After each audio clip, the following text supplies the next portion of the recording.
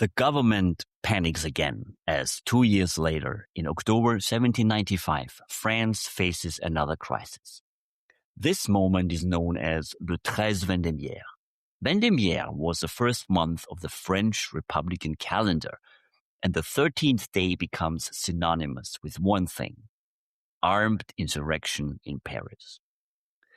Royalist forces rise up against the revolutionary government. Thousands gather in the streets. Weapons are drawn. The capital teeters on civil war. And once again, Napoleon is called in.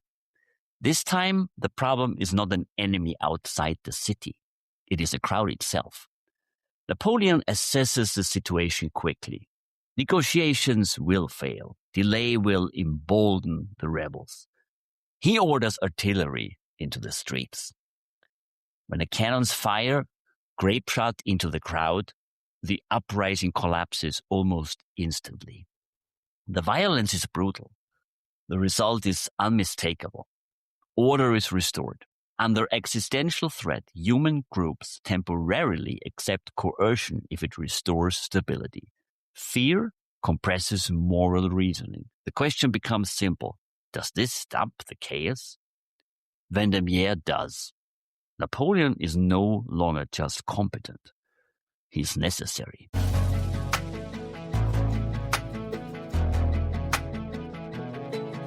Welcome to the Mammoth in the Room podcast, where we share real-life stories about leadership and their underlying human behavior rooted in science and research. We unpack and interpret the evolutionary forces behind it to help you to better lead your people for outstanding business results. Welcome back to the Mammoth in the Room, where we explore leadership lessons that stand the test of time, using history and neuroscience to explain the human behavior behind pivotal decisions, because those same patterns still shape how leaders and teams succeed or fail in organizations today. I'm Nicholas Bocconi, CEO of Mammoth Leadership Sciences. This is episode 2 of Napoleon. It's the phase where he stops reacting to crises and starts choosing arenas. All right, back to the story. Napoleon is leaving France. The coastline fades behind him as ships cut through the Mediterranean. Maps are spread across tables below deck. Routes are drawn, erased, drawn again. This is not a reaction to crisis. Only a few years earlier, Napoleon had been pulled into chaos, summoned when things were already breaking apart. Toulon, Vendémiaire, moments where others panicked and he acted. Moments where force and clarity restored order faster than debate ever could. There is no riot demanding suppression now. No city under siege, no government on the verge of collapse. France, for the moment, is quiet. And that silence is dangerous. Because when systems stabilize after trauma, they begin to fear the very people who helped them survive it.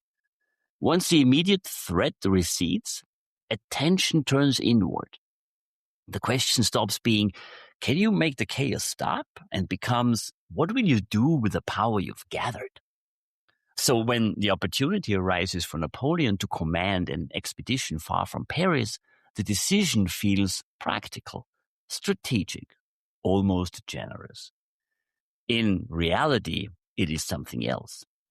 Sending Napoleon away reduces tension at home. It removes a powerful figure from the capital without openly confronting him. No accusation, no demotion, just movement. The directory doesn't need to defeat him. It only needs to cool him.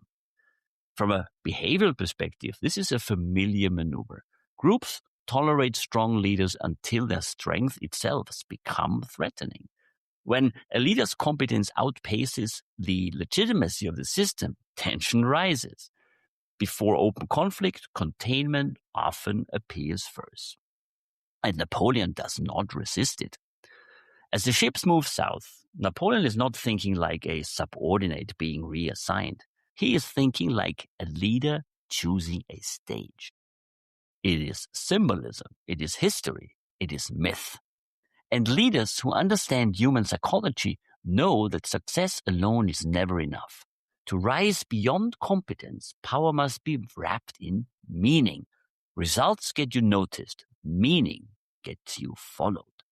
This is where Napoleon stops reacting to crises and starts choosing stages, where competence begins to turn into ambition, and where leadership starts to shift from solving problems to shape narratives. Napoleon arrives in Egypt in the summer of 1798. Officially, the campaign is strategic. Egypt sits astride Britain's trade routes to India. Control it, and France can weaken its most powerful enemy without fighting directly on European soil. But Egypt is never only about strategy.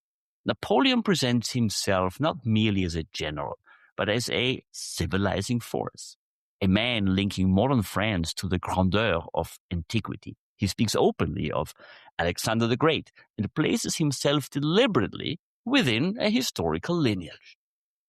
Egypt becomes a stage on which Napoleon expands his identity from problem solver to historical figure. Not just someone who wins battles, but someone who, in fact, one day belongs in history. But Egypt is not Italy. The first real test of this campaign does not come on land. It comes at sea. In August 1798, only weeks after the victory at the Pyramids, the British Navy under Admiral Horatio Nelson locates the French fleet anchored at Aboukir Bay, near the Nile Delta. What follows is decisive. The French ships are destroyed or captured almost entirely. The fleet that carried Napoleon's army to Egypt is gone. Reinforcements become impossible. Communication with France slows to a trickle. Strategically, the implications are severe. Napoleon is now isolated in hostile territory. His army is stranded. The long-term viability of the campaign collapses overnight.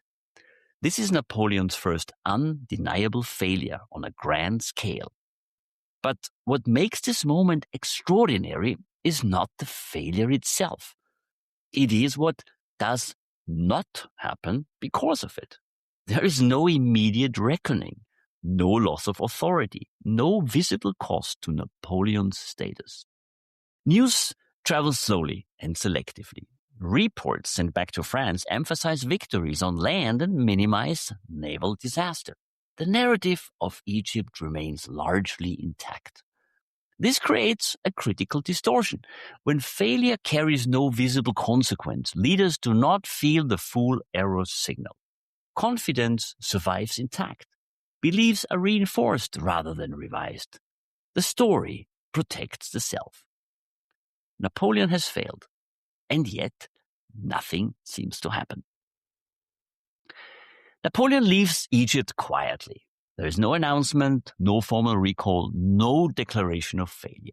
In late 1799, he slips past the British blockade and returns to France ahead of his army, leaving generals behind to manage what remains of the campaign.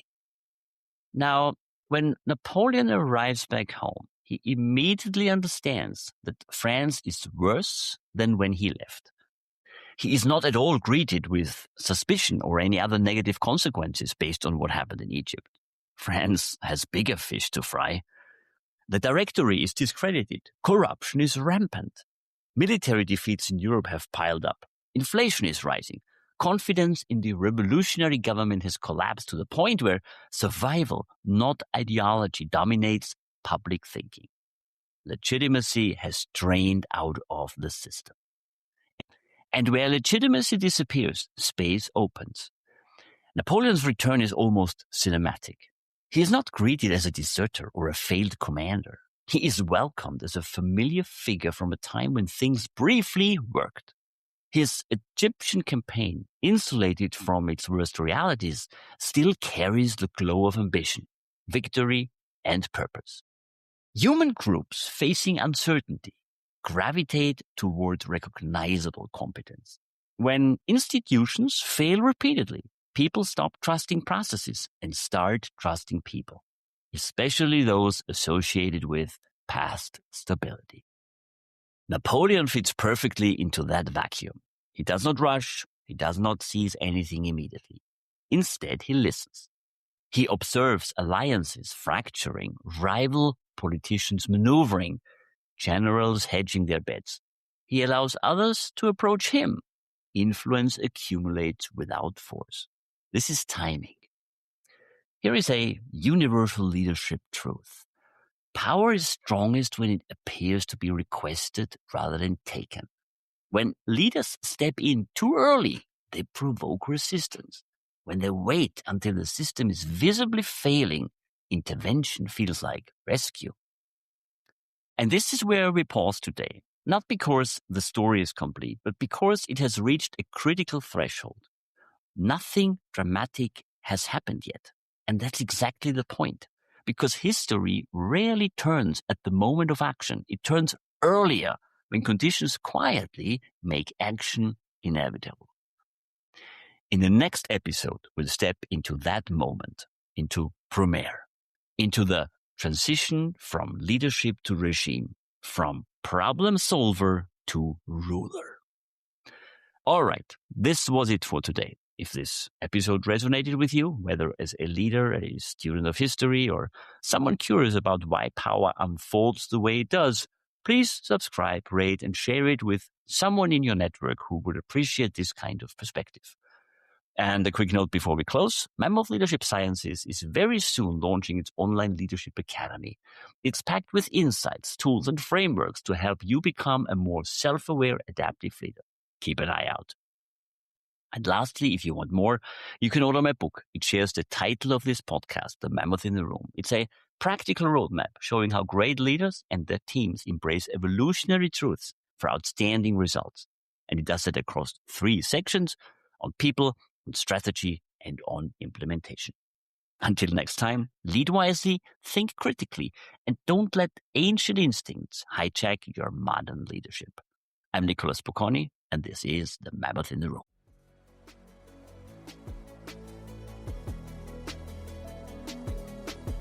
Thank you for listening. If you enjoy this content, don't forget to subscribe. I'll see you on the next episode of The Mammoth in the Room.